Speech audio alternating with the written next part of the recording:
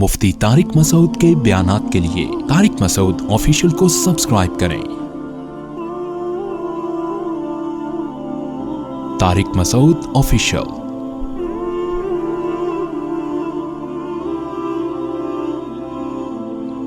ہمارے یہاں یہ بھی ہوتا ہے جب کسی کا انتقال ہوتا ہے تو ایک دم 6 مہینے تک شوق میں رہتے ہیں، مرا کیوں بھائی یہ کیوں مر گیا؟ یہ بھی ایک مسئلہ ہے ہمارے ساتھ بھائی، یار یہ تو سمجھ میں نہیں آ رہا مر کیسے گیا۔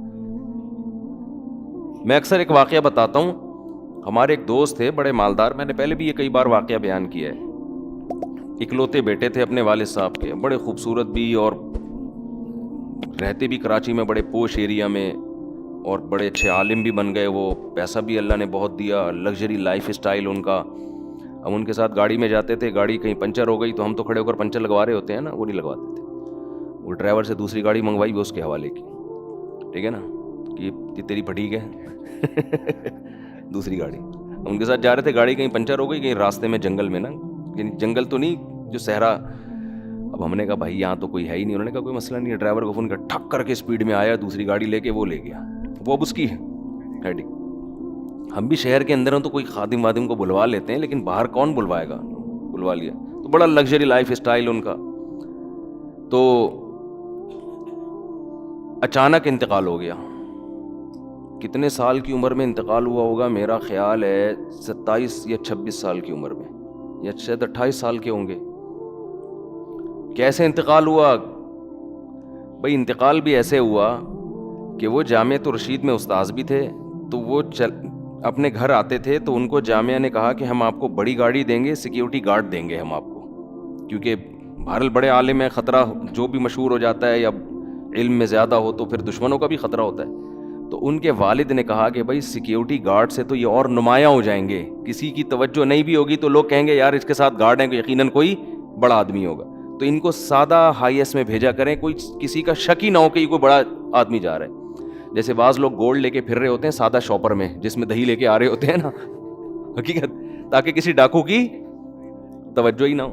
بعض لوگ ایسے ہوتے ہیں پھٹ پٹی سی رکھی ایسے، ایک پائنچا شلوار کا ادھر ایک نیچے، اور لاکھوں روپے کا گولڈ رکھا گندے سے شاپر میں، ڈاکوؤں کے بیچ میں سے ٹہلتے ہوئے جا رہے ہوتے ہیں، ڈاکو ان کو زکات دے رہے ہوتے ہیں، لے بھیا ان کو دیکھ دیکھ کے نا ان کے ہولی لے بھائی تو کچھ کھا لینا۔ تو ان کے والد نے کہا کہ بھائی ہائی ایس ہونی چاہیے، سمپل سادہ، کسی کا شک ہی نہ ہو۔ انہوں نے کہا چلو بھی ٹھیک ہے، جب آپ کہہ رہے ہیں آپ، تو ہائی ایس میں بیٹھ جاتے تھے کہیں پیچھے، بالکل ایسی پھٹ پٹی سی گاڑی تھی۔ وہ کراچی میں کچھ عیاش لڑکے تھے لینڈ کروزر میں، وہ کہیں رات نائٹ انہوں نے گزاری ہوگی، کیا کیا ہوگا، اتوار کا دن تھا، صبح وہ نشے میں تھے، کیا تھے، وہ آ رہے تھے تو ایکسیڈنٹ کیا انہوں نے، سامنے سے گاڑی کو ہٹ کیا، اتنی زور سے ہٹ کیا کہ آن دا اسپاٹ ان کی ڈیتھ ہو گئی۔ تو اب دیکھو عجیب، یعنی اتنا ایک صحت مند آدمی اور اتنے 1000 گز کے بنگلے میں رہنے والا، اور اتنا دین بھی دنیا بھی، دونوں چیزیں جمع ہو جائیں تو یہ تو بڑی نعمت ہے نا۔ اور والد صاحب کے اکلوتے بیٹے کے، اس پہ ساری انویسٹمنٹ بھی کی انہوں نے کہ بھائی میرا بچہ بہت بڑا عالم بنے گا۔ جس عالم کے پاس پیسہ زیادہ ہوتا ہے نا، تو اگر وہ پیسہ ان کو غافل نہ کر دے آخرت سے، تو میں نے دیکھا ہے جن علماء کے پاس پیسہ ہے وہ اکثر دین کا کام زیادہ کر لیتے ہیں، کیونکہ وہ معاشی لحاظ سے بے فکر ہو جاتے ہیں، پھر وہ پبلک سے ڈرتے بھی نہیں ہیں۔ بیچارہ مسجد کے امام کو تو یہ ڈر ہوتا ہے مجھے نکال دیا تو میں، یہ بھی حقیقت ہے نا، وہ واقعی کہاں جائے گا، وہ ان کو تو یہ ڈر ہوتا ہے، وہ بیچارے بہت سی باتیں کمیٹی کے ڈر سے کھل کے کر نہیں سکتے کہ یار میں نے دیکھا ہے بیچارے اماموں کو روتے ہوئے مسجد کمیٹی نے نکال دیا۔ وہ یہ جو ہمارے وفاق المدارس کی سند ہے، اس کی تو نہ اس کی بیس پہ کہیں ویزا ملتا ہے اس کو، نہ کوئی چپڑاسی بھی نہیں لگ سکتا بیچارہ۔ تو جن علماء کے پاس دولت زیادہ ہوتی ہے، بشرطے کہ دنیا کی محبت نہ آئے اس دولت کے ساتھ، تو عام طور پہ یہ قاعدہ کلیہ نہیں ہے، عام طور پہ دیکھا ہے کہ وہ دین کا کام زیادہ وہ بے فکری سے کرتے ہیں، معاش سے بے فکر ہو گئے۔ تو یہ بھی ان میں تھا کہ پیسہ بھی تھا تو معاش سے بالکل بے فکر، تو وہ زیادہ کام کر رہے ہیں، مدرسے سے تنخواہ بھی نہیں لیتے تھے بلکہ الٹا دے رہے ہوتے تھے۔ تو جب ان کی موت کی خبر مجھے ملی نا، میں تو شوق میں آ گیا، میں نے کہا یار یہ کیسے ہو گیا، اب ظاہر ہے ہم تو مسلمان ہیں, ہم سوچتے ہیں اللہ کے ہر کام میں حکمت ہے, مصلحت ہے. میں بہت سوچتا رہا اللہ اس میں کیا مصلحت ہے. اب تو ان کے کام کرنے کا ٹائم شروع ہوا تھا, ان کے والد نے اتنا ان کو علم سکھایا. اب ظاہر ہے دین سے فارغ ہوئے تھے, جامعہ میں ٹیچر بنے. اب آج اگر وہ زندہ ہوتے تو وہ بہت آگے جا چکے ہوتے, بہت آگے جا چکے ہوتے. یعنی ملک کے بڑے بڑے علاموں میں ان کا شاید شمار ہوتا, کیونکہ بہت بچپن سے ہی صحیح لائن پہ لگ گئے نا. ٹائم ویسٹ نہیں کرتے تھے, ہم نے نہیں کبھی دیکھا فالتو بیٹھے ہوئے ان کو. جب بھی بیٹھیں گے کوئی کام, حتیٰ کہ دوستوں کی محفل بھی ہے نا تو گپ شپ کے دوران بھی پھر وہ اپنا کام بھی نمٹاتے رہتے تھے بیٹھ کے.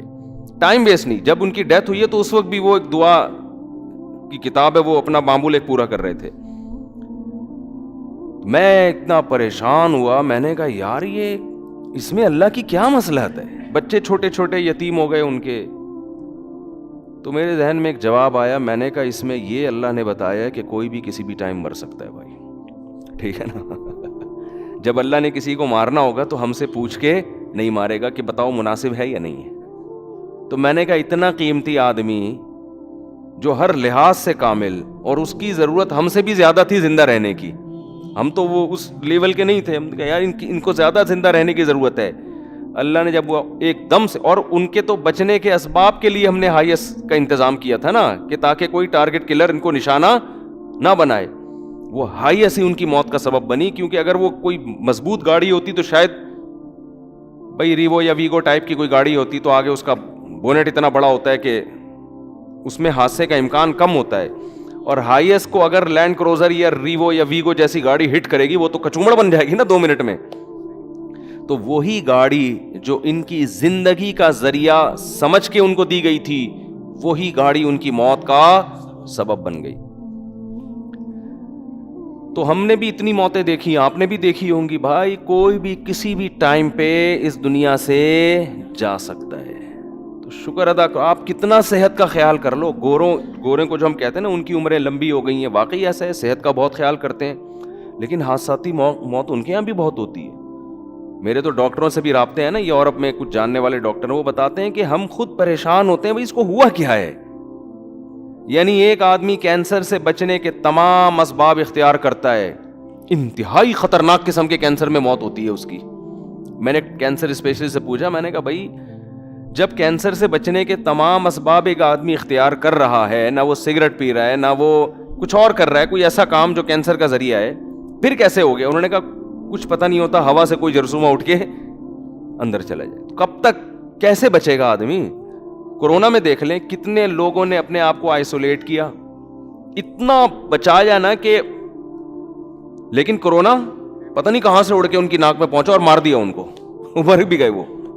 احتیاط تو کرنی ہے, بے احتیاطی تو شریعت میں جائز نہیں ہے, لیکن ہوگا وہی جو کون چاہے گا, اللہ چاہے گا. ہمارے جسم پہ ہماری حکومت نہیں ہے. تو انہوں نے بیان میں فرمایا کہ کینسر ہوا اتنا خطرناک, ہڈیوں کا ڈھانچہ بن گیا وہ آدمی, اس کو یقین ہو گیا کہ میں دنیا سے جانے والا ہوں, کوئی کچھ نہیں کر سکتا. سب کو بلا کے معافی مانگی, توبہ کی, اور اللہ نے اچھی موت دی. تبھی تو علماء یہ کہتے ہیں, اور یہ حدیث سے استدلال کیا ہے, کہ وہ نعمت جو آپ کو اللہ سے دور کر دے وہ نعمت نہیں بلکہ عذاب ہے, اور وہ مصیبت جو آپ کو اللہ کے قریب کر دے وہ مصیبت نہیں بلکہ نعمت ہے. اب دیکھو مرنا تو سب نہیں ہے, وہ اگر اسی خوشحالی والی زندگی میں مر جاتے, مرتد ہو کے مرتے جو ان کے حالات چل رہے تھے, ٹینشن میں مرے تو توبہ کی اللہ نے توفیق دے دی. ہمارے ایک دوست نے واقعہ بتایا, یہ بڑا اوتھینٹک واقعہ ہے, کہ ایک کرسچن تھا, عیسائی تھا, اس کی جب موت کا وقت آیا نا, ادھر ہی کراچی کا بڑا تاجر تھا وہ, اس کی موت کا وقت آیا, ایمان نہیں ہے نا, تو اب دیکھو پریشانی میں بھی اس کو صحیح گائیڈنس نہیں مل رہی ہے کہ مجھے کیا کرنا ہے. موت کا وقت آیا, جب ڈاکٹروں نے موت کا وقت کا مطلب ڈاکٹروں نے بتا دیا کہ آپ اب زیادہ عرصہ زندہ نہیں رہو گے. تو اس نے کیا کیا, اپنی زندگی میں اپنے دوست جو تاجر تھے نا ان کو جمع کیا, اور ان کو یہ کہا کہ میرے لیے نا بہت بڑا لگژری قسم کا بنگلہ خریدو ڈیفینس میں, سمجھ رہے, میں چاہتا ہوں کہ میری موت اس بنگلے میں ہو, میرا جنازہ وہاں سے اٹھے. کیوں بھائی, اب خیریت, دنیا کی محبت کی آپ کو مثال دے رہا ہوں کہ کہاں تک انسان کو لے کے جاتی ہے. ہم تو کہہ رہے ہیں زندہ بھی ہو تو بنگلوں میں دل نہ لگاؤ, کل مر سکتے ہیں, آج مر سکتے ہیں, اور نہیں بھی مرے تو 20-30 سال کا ٹھک ٹھک کر کے تو ٹائم گزرتا ہے بھائی, اتنا ٹائم تھوڑی ہے اس میں.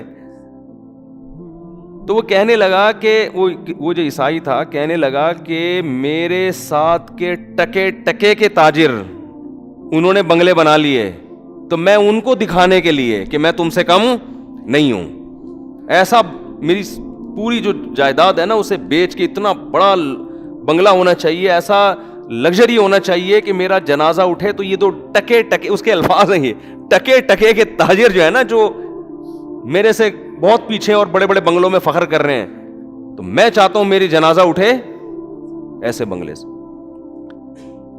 چونکہ ایمان نہیں ہے, گائیڈنس نہیں ہے, اس کو پتا نہیں ہے کہ صحیح کیا ہے اور غلط کیا. او بھائی تو جو اپنے تاجروں کو نیچا دکھا کے تجھے ملے گا کیا؟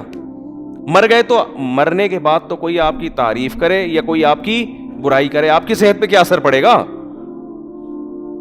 تو شکر ادا کرو اللہ نے ہمیں اسلام دیا ہے. ٹینشن آتی ہے تو ہمیں پتہ تو چلتا ہے کس سے جا کے فریاد کرنی ہے, کس کو ہم نے منانا ہے. یہ مصیبت دینے والا کون ہے, مصیبت ہم سے دور کرنے والا کون ہے؟ جس نے مصیبت دی ہے اس نے بتایا کہ اس میں بھی تمہارا فائدہ ہے.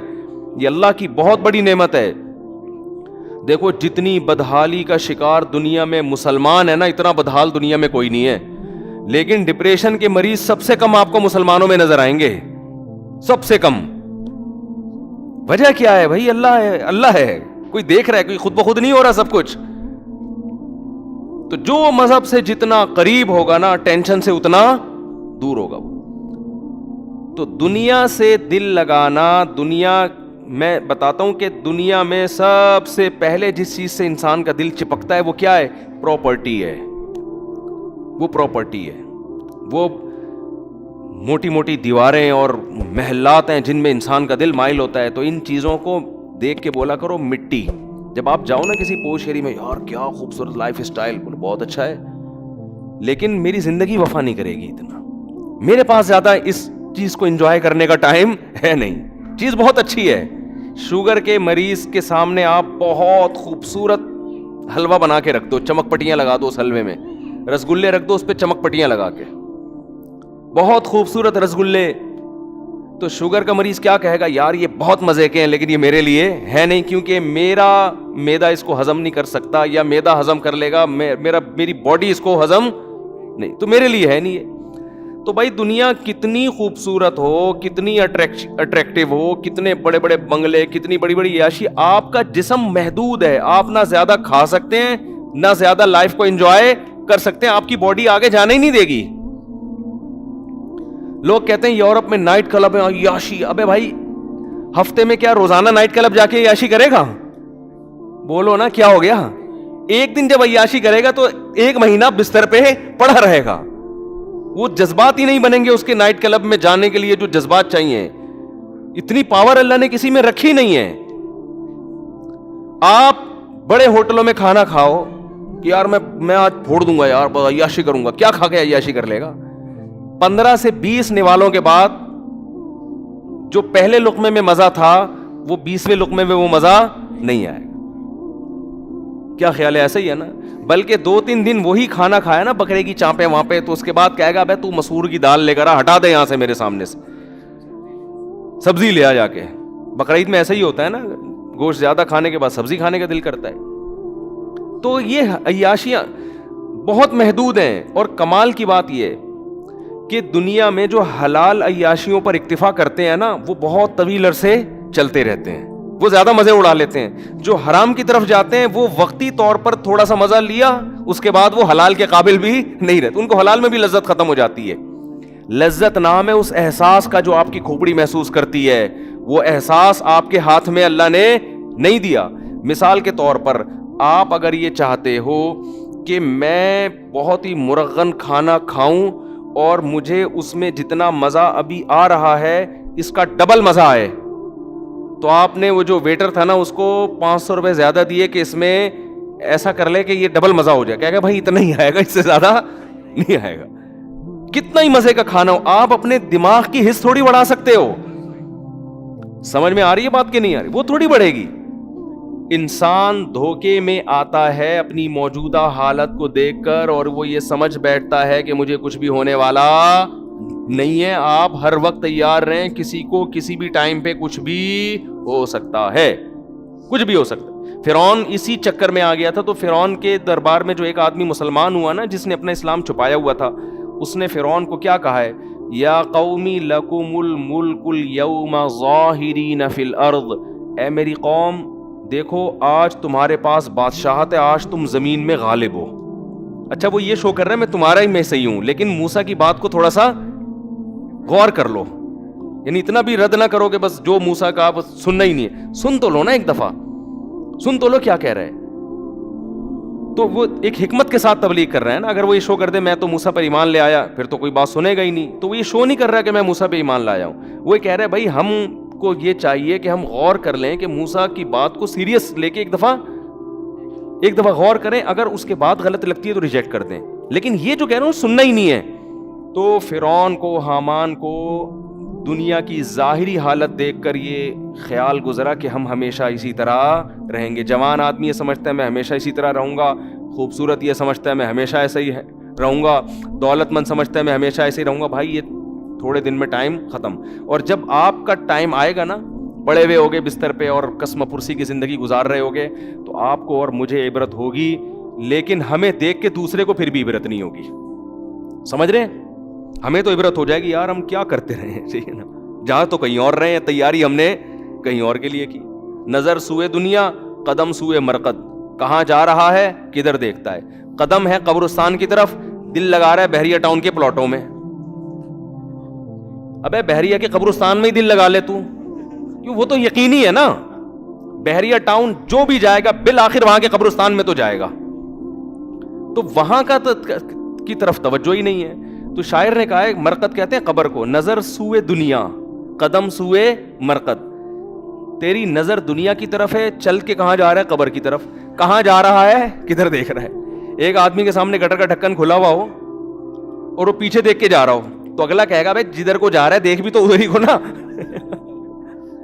یا تو ادھر ہی جانا شروع کر دے جہاں کو تو جا رہا ہے. دیکھ پیچھے رہا ہے بلڈنگوں کی طرف نا, خوبصورت بلڈنگ ہے یار زبردست, اور ادھر کو چلتا ہوا جا رہا ہے, آگے گٹر کھلا ہوا ہے. کہہ رہے یار, لوگ کہہ رہے ہیں بھائی گٹر دیکھ, کہہ رہے بھائی گٹر وٹر یہ مولوی دکیانوس قسم کے لوگوں کی باتیں, آگے گٹر کھلا ہوا ہے, ڈھکن کھلا ہوا ہے, ادھر گرے گا. یہ پرانے, دیکھ کیا لگژری اسٹائل ہے بحریہ ٹاؤن کا یار, وہ دیکھ کیا خوبصورت بلڈنگ, ابے وہ دیکھ یار گاڑی دیکھ, وہ دیکھ بنگلہ دیکھ. تو بھائی تو پھر جا بھی ادھر ہی کو, اپنا رخ چینج کر لے. جب وہ رخ چینج کرنا آپ کے بس میں نہیں ہے, تو جدھر جا رہے ہو نا, جب بھی کوئی کہے نا وہ پیچھے مڑ کے دیکھ بحریہ ٹاؤن, بولے آگے گٹر ہے,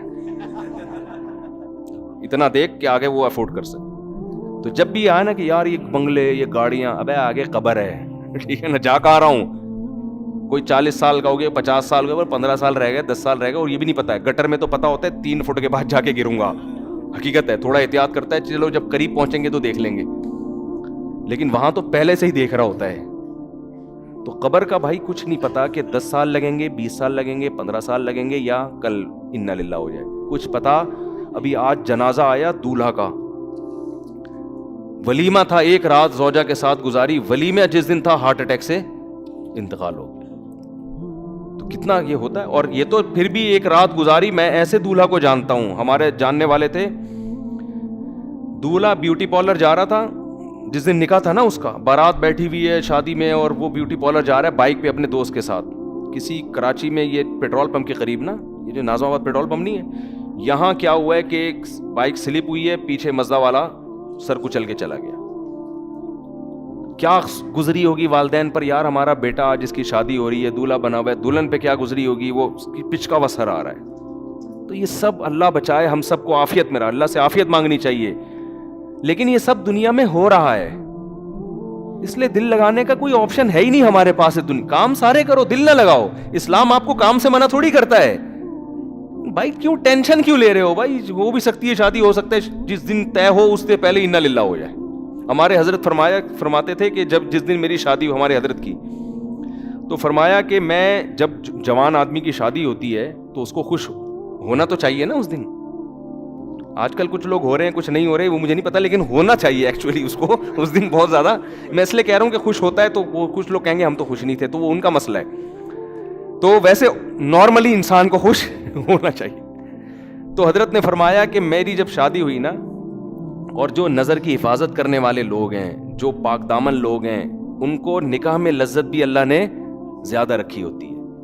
تو حضرت فرماتے ہیں کہ میں جب گھر والوں کے پاس جانے لگا تو میں نے دل میں سوچا کہ اگر اس وقت موت کا فرشتہ آئے اور کہ چل بھائی آخرت کے لیے, تو تیرے دل پہ کیا گزرے گی ہے بھائی.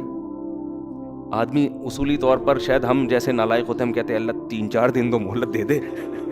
اتنے عرصے کے بعد پہلی دفعہ شادی ہو رہی ہے. طارق مسعود صاحب ہوتے تو چلو کوئی مسئلہ نہیں تھا,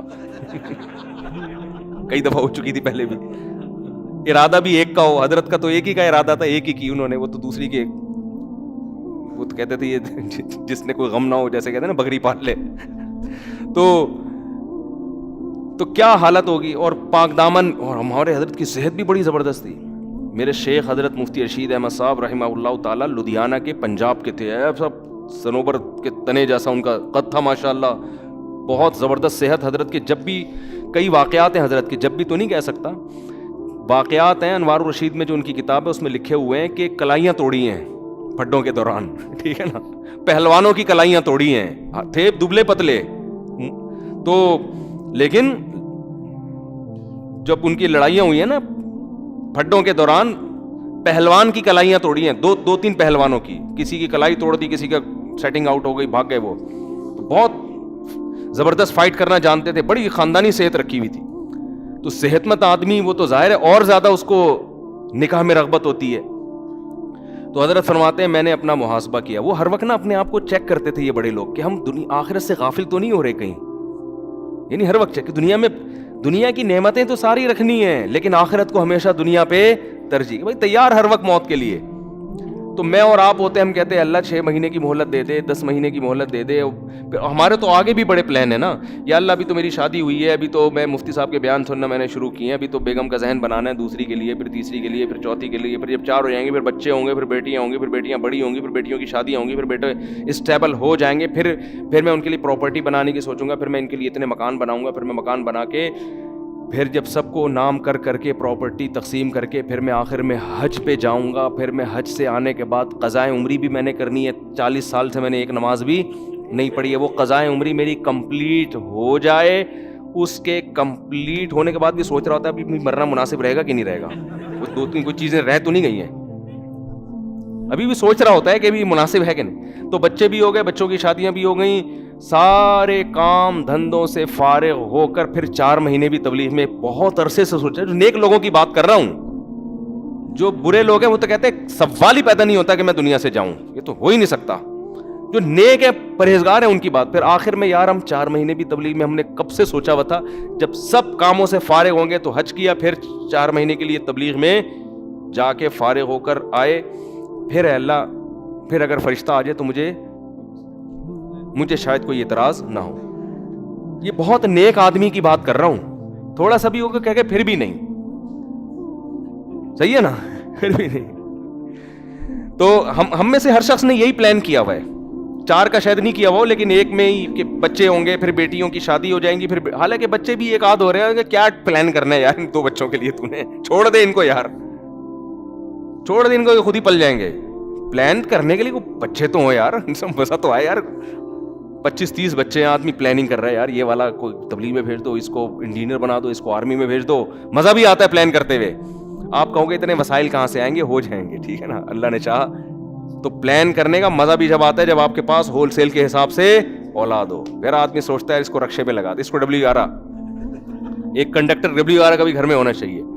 اس کو ڈاکٹر بناؤں گا, اس کو میں سائنٹسٹ بناؤں گا, اس کو میں فوج میں کمیشن آفیسر بھیجوں گا, اس کو میں تاجر بناؤں گا. پلان کرنے میں مزہ آتا ہے. ایک آدھ بچہ ہے, تو نے جو بننا ہے نا بن کے بتا دینا مجھے کیا بننا, خود ہی اطلاع دے دینا. وہ پلان نہیں ہوتا. خیر, تو ہمارے حضرت کا کیا سوچ, فرماتے ہیں میرا نکاح ہوا, میری رخصتی ہو گئی, تو میں سوچ رہا ہوں کہ اگر اس موقع پر موت کا فرشتہ آئے تو مجھے دھچکا تو نہیں لگے گا کہ یار تھوڑا ٹائم مانگ لوں. حضرت فرمایا الحمدللہ. میں بار بار دل کو ٹٹولا, میں نے کہا نہیں, مجھے مرنے میں کوئی غم نہیں, کوئی غم انشاءاللہ نہیں ہوگا. صحیح ہے نا, یہ شریعت ہم سے یہ چاہتی ہے, شریعت ہم سے یہ چاہتی ہے. تو ہم لوگ اس پہ ہیں نہیں. تو یہ بن جائے تو اس کا سب سے بڑا فائدہ ہے زندگی خوشی میں. وہ میں موسیقی کی بات پھر اگلے بیان میں کروں گا انشاءاللہ, کہ جو کہتے ہیں نا موسیقی یہ لائف میں بورنگ, وہ جو ہمارے کزن کا میں بتا رہا تھا نا یہ بورنگ لائف, تو بات یہ ہے کہ جس لائف کو آپ بورنگ سمجھ رہے ہو نا, خوشیاں اسی میں ہیں.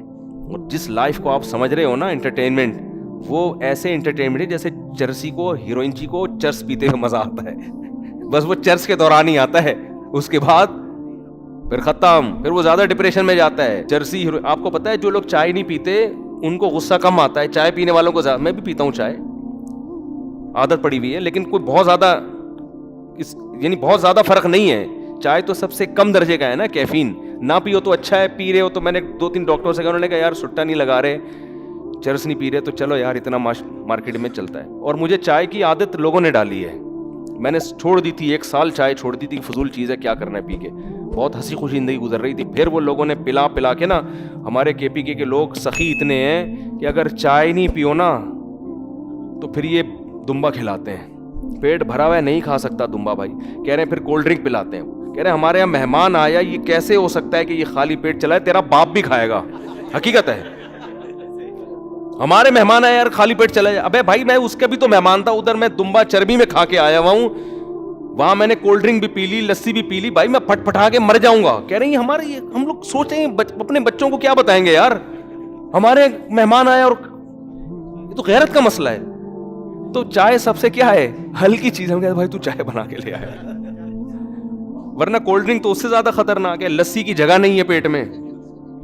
تو مجبوراً پھر لوگ بھی ایسے ہی ہیں, تو یعنی جو پنجاب میں جاؤ تو ہر جگہ. پھر ہم نے کہا یار یہ اس سے پاکستان میں بچنا ہم میرے جیسے آدمی کے لیے ممکن نہیں ہے, پی لے ٹھیک ہے نا, کیا ہو جائے. لیکن حقیقت بتاؤں, میں نے جب 1 سال چائے چھوڑی رکھی تھی نا, تو مجھے ہو گیا تھا کہ جو میرے اندر, ہر آدمی میں کچھ نہ کچھ غصہ تو ہوتا ہے نا, وہ بھی ختم ہو گیا تھا. یعنی غصے والی بات پہ بھی نہیں آ رہا تھا. وجہ کیا ہے کہ چائے بھی آپ کو ریلیکس کرتی ہے نا, تو جب آپ کو ریلیکس کرتی ہے تو پھر آپ اس کے عادی ہو جاتے ہیں, پھر آپ کو کوانٹٹی بڑھانی پڑتی ہے. تو یہ ہر چیز میں ایسا ہی بڑھاتے, لیکن وہ کیونکہ بہت کم درجے کا نشہ ہے, وہ بہت زیادہ پیتے رہو تو جا کے ہوتا ہے, اور اس سے چھوڑنا بھی کوئی اتنا مشکل کام نہیں ہے. 3-4 دن تک, 8-10 دن تک اثر ہوگا, پھر نارمل ہو جاؤ گے. لیکن جو زیادہ نشے کی چیزیں ہیں نا, وہ بڑی ڈینجرس ہوتی ہیں. اس میں چرسی, ہیروئنچی زیادہ ڈپریشن میں ہوتے ہیں, حالانکہ وہ ڈپریشن ختم کرنے کے لیے پی رہے ہوتے ہیں. صحیح ہے نا. ابے بھائی تو ڈپریشن ہو. ایک ہمارے محلے میں ایک بندہ تھا, وہ سگریٹ پیتے تھے, وہ 55-60 سال ان کی عمر, ان کے پھیپڑوں میں بلغم بہت پیدا ہوتا تھا, ٹی بی ہو گئی ان کو, وہ سگریٹ پیتے تھے تو بلغم نکلتا. ڈاکٹر کہہ رہے ہیں یہ سگریٹ چھوڑ دے. وہ کہہ رہے ہیں ڈاکٹر صاحب جب سے سگریٹ پیتا ہوں تو بلغم اکھڑتا ہے. اب جب نہیں پیتے تو وہ اور تکلیف ہوتی تھی. ڈاکٹر نے کہا یہ پیدا سگریٹ کی وجہ سے ہو رہا ہے, جب پینا چھوڑ دو گے تھوڑے دن تکلیف ہوگی, یہ پیدا ہونا ہی ختم. لیکن سگریٹ پینے والے کی کھوپڑی میں یہ بات نہیں آتی, وہ سمجھتا ہے سگریٹ پی کے میں ریلیکس ہو جاتا ہوں. ابے بھائی جو سگریٹ نہیں پیتا وہ پیے بغیر ریلیکس ہوتا ہے, ٹھیک ہے نا. جو تیری کنڈیشن سگریٹ پینے کے بعد بنتی ہے نا, تجھے خوشی محسوس ہوتی ہے, وہ جو اس کو سگریٹ کی عادت نہ ہو, وہ سگریٹ کے بغیر وہ خوشی محسوس کرتا ہے. تو موسیقی اور یہ انٹرٹینمنٹ کا بھی یہی ہے کہ جو ان چیزوں کے عادی ہو گئے, ان کو خوشی کے لیے یہ چیزیں چاہیے, نہیں ملیں گی تو ٹینشن میں جاتے ہیں. اور جو ان چیزوں کے عادی نہیں ہیں, وہ یہ چیزیں سنے بغیر وہ مزے میں ہوتے ہیں, جو آپ کو موسیقی سن کے مزہ آ رہا ہوتا ہے. یہ بات کھوپڑی میں لوگوں کی آ نہیں رہی ہے. تو یہ پھر کبھی کسی اور موقع پر انشاءاللہ اس پر میں تفصیلی بات کروں گا. اللہ ہمیں گناہوں سے بچنے کی توفیق عطا فرمائے, اور اس دنیا کو مسافر خانہ سمجھنے کی توفیق عطا فرما دے. تو یہ بڑی مزے کی لائف ہو جائے گی, آپ کی گناہ بھی چھوٹ جائیں گے. پھر پیسہ تو کمانے سے منع بھی نہیں کیا, پھر آپ کو 1000 گز کا بنگلہ مل جائے, ٹھیک ہے یار انجوائے کرو, نہیں ملے ٹھیک ہے, گاڑی مل گئی ٹھیک ہے, نہیں تو W11.